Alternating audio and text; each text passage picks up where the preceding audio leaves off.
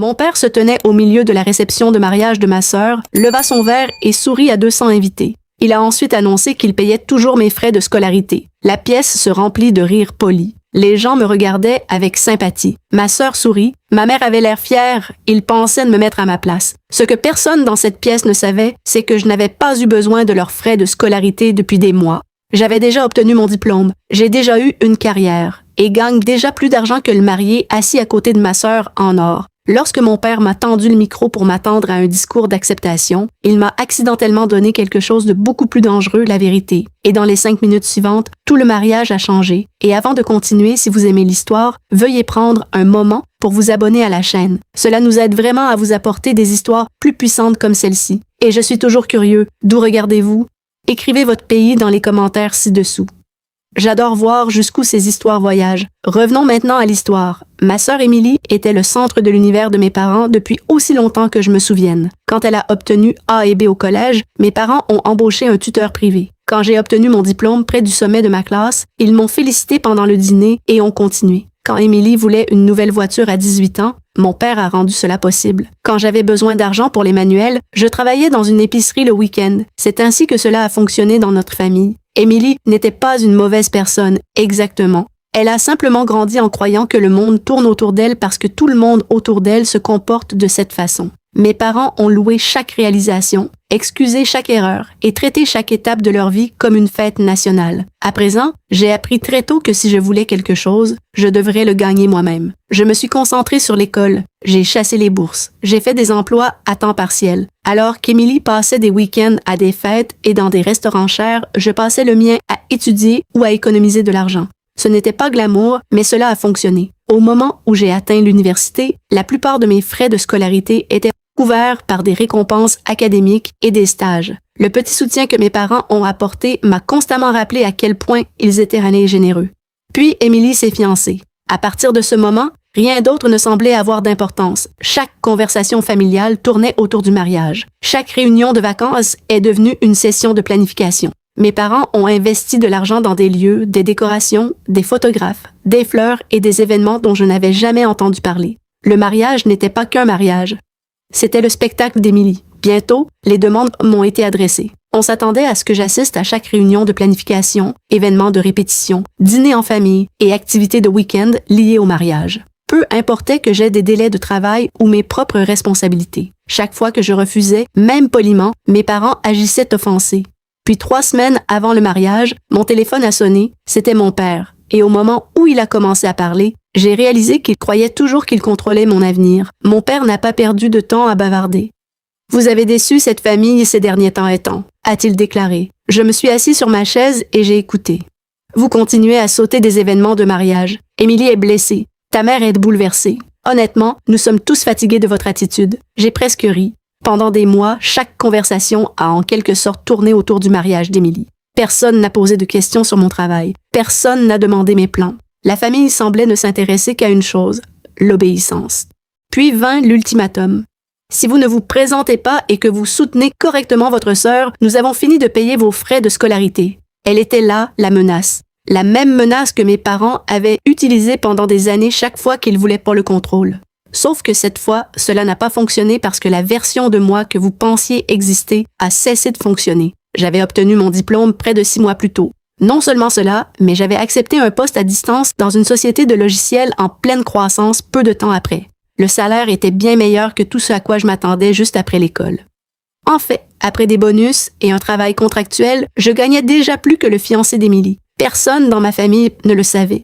Pas parce que je l'aurais caché, parce que personne n'avait pris la peine de demander. Mon père a continué à parler. Vous devez vous rappeler qui vous a aidé à arriver là où vous êtes. J'ai regardé par la fenêtre et l'ai laissé parler. Bien sûr, j'ai dit calmement. La confiance dans sa voix est immédiatement revenue. Il pensait avoir gagné. À la fin de l'appel, je me suis assis là en souriant.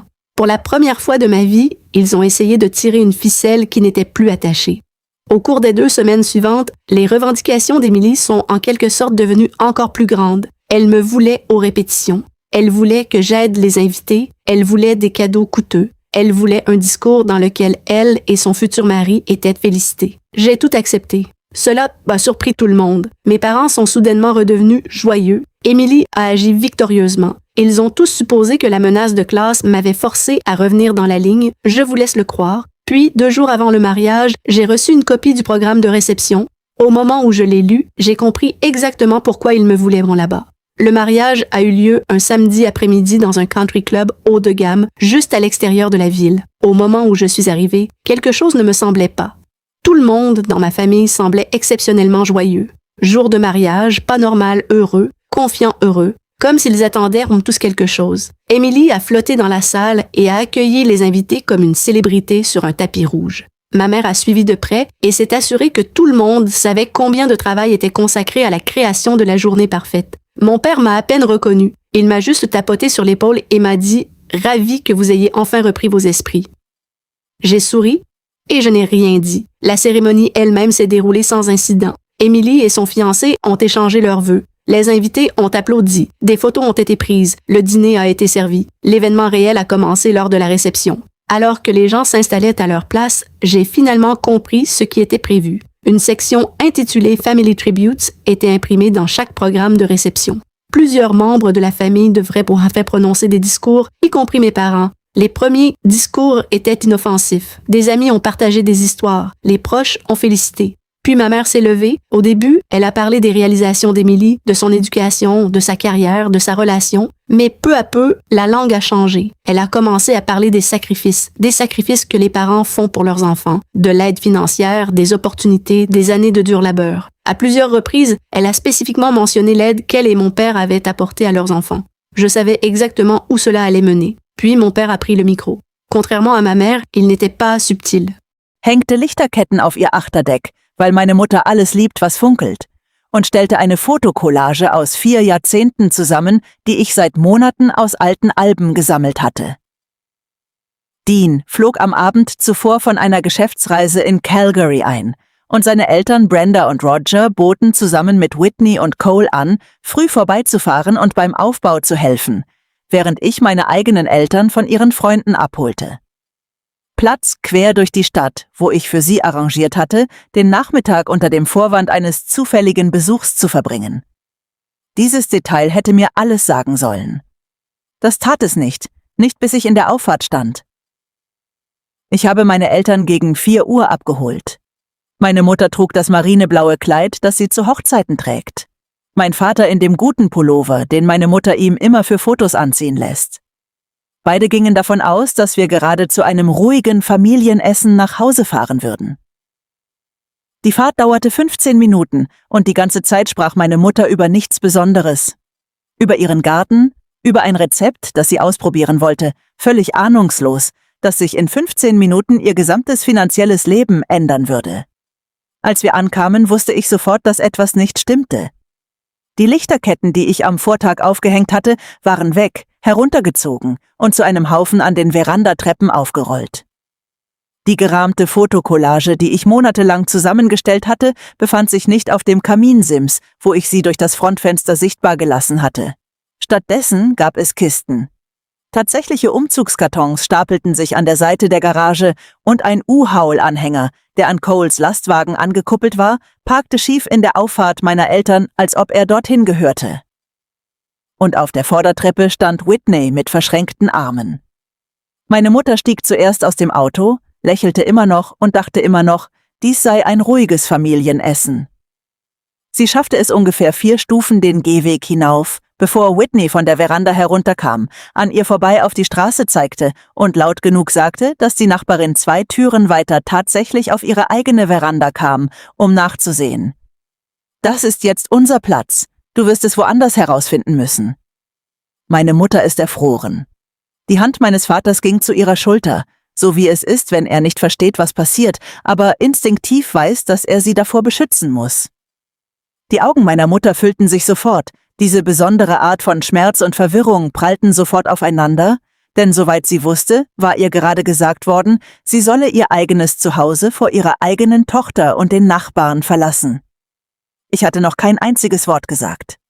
Ich war immer noch beim Auto, die Schlüssel in der Hand und beobachtete, wie die Hände meiner Mutter anfingen zu zittern.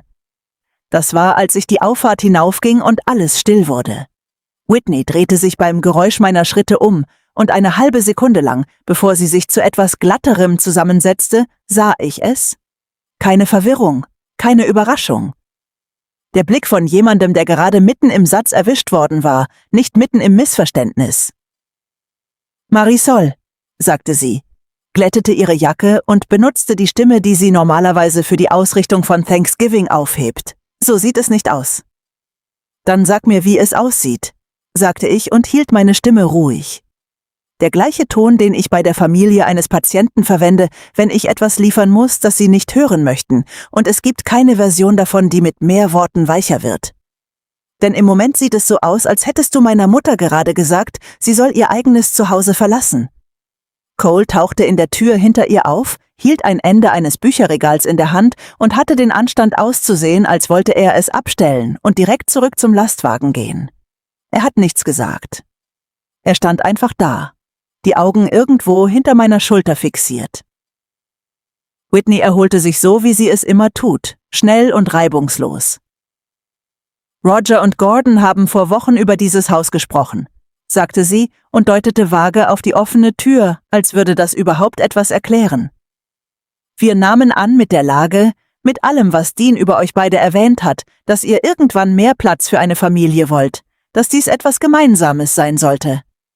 Wir dachten, wir würden ein paar Dinge einziehen, um uns vor dem Winter zu organisieren.« Ich habe das für einen Moment in der kalten Novemberluft sitzen lassen, weil ich wollte, dass jeder, der dort steht, einschließlich meiner eigenen Eltern, die schiere Kühnheit davon aufnimmt.